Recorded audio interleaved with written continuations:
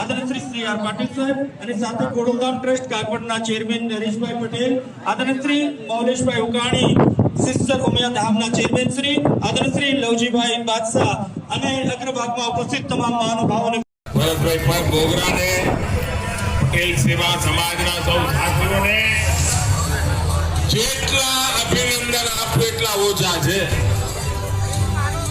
અને તેમનો આ વિશ્વાસ બધાને પુનઃ વિનંતી છે કે બધા પોતાનું સ્થાન જાળવી રાખો. સૌથી વધારે હજુ આપણે મુખ્યમંત્રી શ્રી અને આજે પણ મને આ સમારોહના અધ્યક્ષ પટેલ સાહેબને સાંભળવા છે, એમના આશીર્વાદ લેવા છે.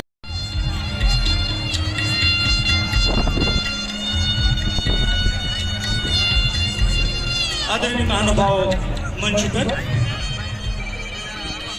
સૌનું અભિવાદન ઝીલી રહ્યા છે માનનીય મુખ્યમંત્રી શ્રી અને આદરણીય પાટીલ સાહેબ સાથે બધાને